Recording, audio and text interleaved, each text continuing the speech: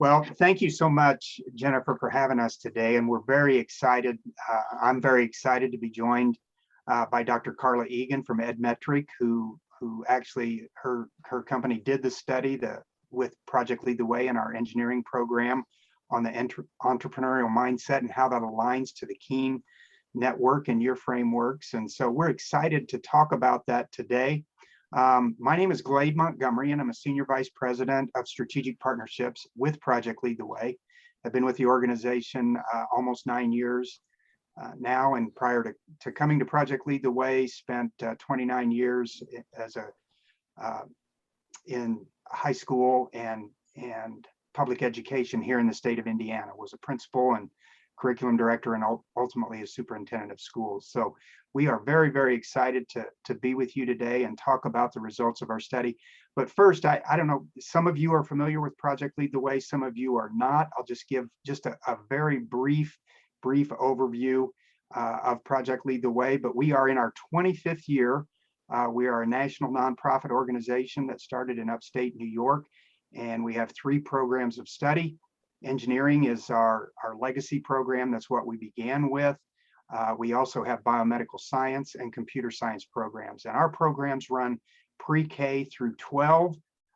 So we have coursework that begins with students before they ever get into kindergarten. And again, that entrepreneurial mindset and those transportable skills that we talk about, that I'm sure that you all are interested in, things like critical and creative thinking, problem solving, collaboration, communication, ethical reasoning, and mindset. Those things are all incorporated in all of our programming. But we're really here today to talk about that entrepreneurial mindset and specifically our high school engineering courses and how that helps prepare students for post-secondary education and the schools just like yours who are part of the Keen network. So with that, I'm going to turn it over to Carla. She's going to talk about that study and the alignment. Then I'm going to talk about at the end about some of the ways that we partner with higher ed institutions, and we'd be happy to answer any of the questions that you might have or have a good discussion about any of those things. So Carla, with that, I'm going to turn it over to you. Thanks, Glade. Hi, everybody. I'm Carla Egan. I'm coming to you live from mid-Missouri, where our weather was 89 degrees yesterday, or maybe 81, and 56 today. I am a psychometrician by training, which means that I love all things assessment. And part of assessment are the content standards and frameworks that we use to build curriculum and to build assessments. And so that's how I came into this work, was to really analyze the alignment between, and you can go to the next slide, Glade, the alignment between the Keen framework, especially that entrepreneurial mindset piece, and the PLTW framework. So as part of that work, we had a series of 3 workshops where we were looking at, our first question was, does this align? If it does align, can we find exemplars and lessons from PLTW that really exemplifies what Keen is? And then we also looked at the assessment items themselves and if they align to the Keen framework. So our panelists for this were PLTW educators and then folks from institutions of higher ed that actually live in the Keen world and apply the Keen framework in their daily lives. On the next slide, I'm telling you our results from our first study. And what we found was, in comparing these 2 frameworks, there was really strong alignment. And so, in other words, we're seeing a great deal of concurrence between these 2, the PLTW framework and the Keen framework. And what our panelists really embraced was this idea that what PLTW has as their engineering mindset really corresponds to Keen set.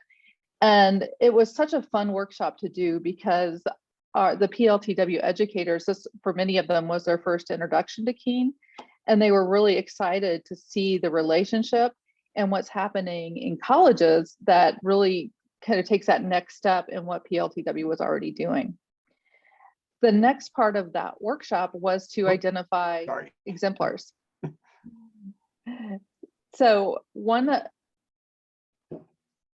I have up here really is the framework level. And on the next slide, we have an exemplar of findings. And so this was from environmental sustainability.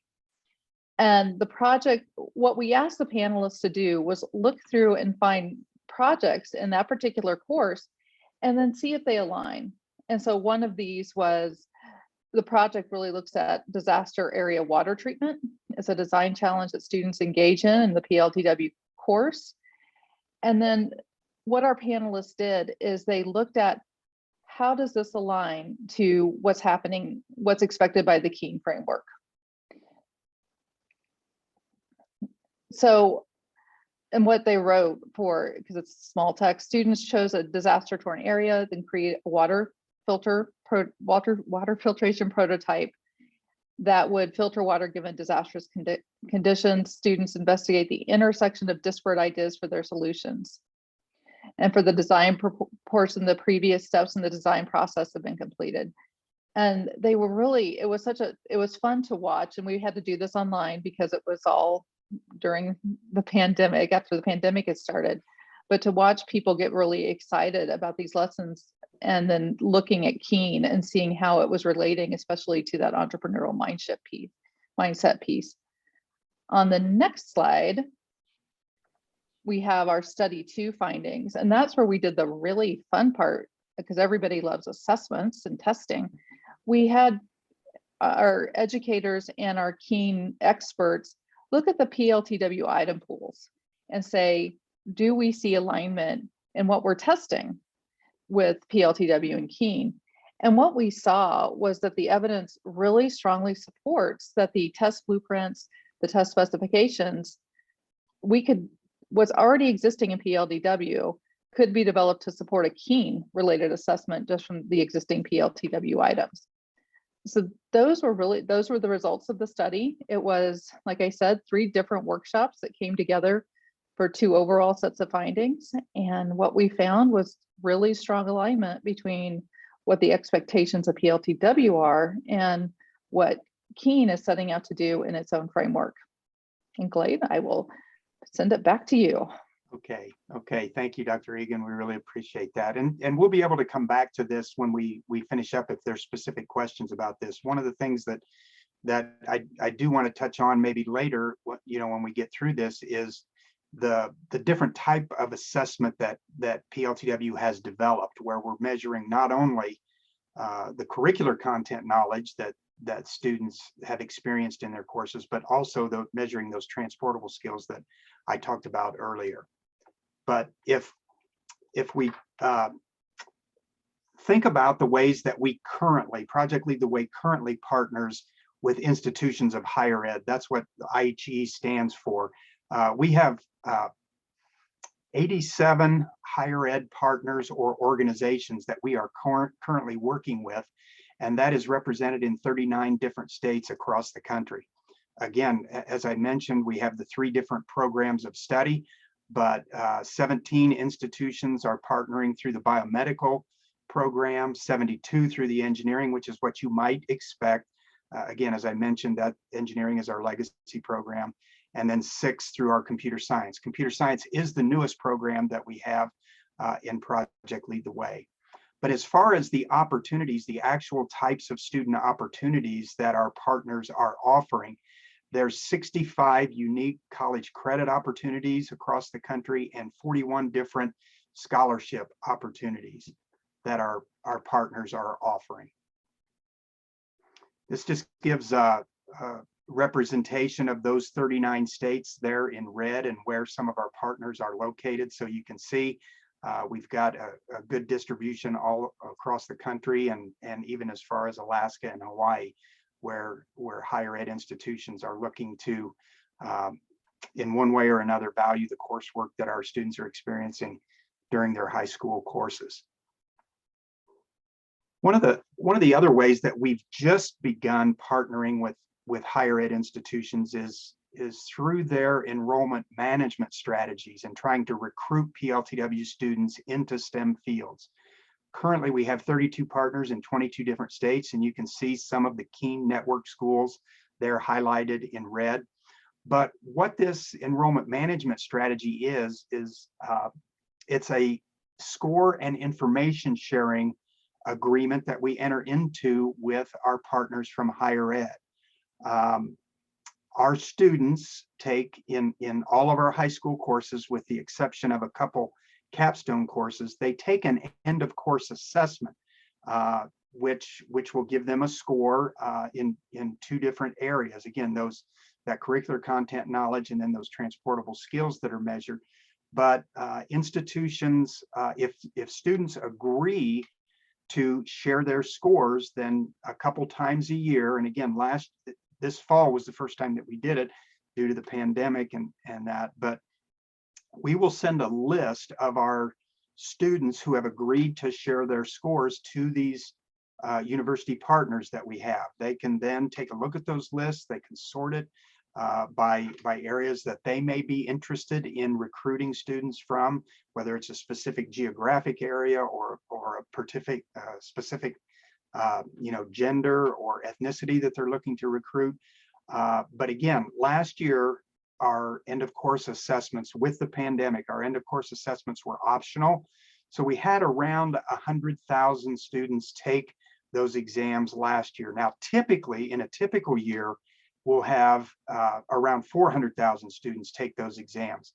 And currently, we're at about an 82% rate of students agreeing to share their scores. So last year, in our first score sharing effort, we passed on a little over 80,000 students from across the country with their score and information, where our university partners can then reach out to those students, provide them information about their institution. And again, we know and we understand that the Keene Network, these are prestigious universities. All universities may not have a particular recruiting problem. In most instances, you get more applicants than you can accept. But if there are students with PLTW experience, and as we've seen, this entrepreneurial mindset that they experience in high school, if that is something that you're interested in, we can certainly talk about partnering in that way. Heather, that's something that Heather works on primarily. But this is something that we're excited about. We think that this is going to grow. Again, currently we're only at 32 partners, but we look to have that grow in the coming years. When we're talking about Keene specific alignment, these are a list of the Keene universities that we're currently partnering with in some way. Again, it may be through enrollment management, it may be through college credit, it may be through scholarships, or maybe all three of those, or more than one of those things. But certainly there's the Keene Network is something that we see a tremendous value in for our students. The Kerns have been a wonderful partner of ours over the years. So if there's any way that we can partner with the Keene Institutes, we're more than happy to do so, and excited about those opportunities. Again, just to kind of finish up here, I did want to introduce Dr. Heather Baker. She's on the call today. She is our Senior Director of Partnerships, and she deals specifically with our higher ed partners. I talked about the college opportunities. I talked about the score and information sharing, but two final ways that we do partner with higher ed institutions is through research and advisory roles. We have a newly formed research team here at Project Lead the Way, and they're doing fantastic things already, but they're always interested in partnering with higher ed institutions who also may be looking to do research. One of the things that we really want to try to find out more about is preparing our students and our coursework with career learning and going on to successful careers. So we're currently involved with some higher ed institutions, but we're always looking to expand that. And the final way is through advisory roles. Carla mentioned, for example, the study that she did. She had multiple higher ed partners that were working with her on that from the Keene Network. Whenever we make revisions or updates to our coursework or our end of course items that students take for the end of course assessment, we always want to try to get input, not only from our higher ed partners, but also business and industry. So those are places where, as an organization, when the time is right, it's ways that institutions can partner with us in advisory roles, because even though we have outstanding curriculum and assessment team members, we're always looking for that input from higher ed and business and industry. Are we teaching the things that we need to be teaching? Are we teaching the things that are important? And are there ways that we can glean your expertise in those areas? So we're always looking at those opportunities. So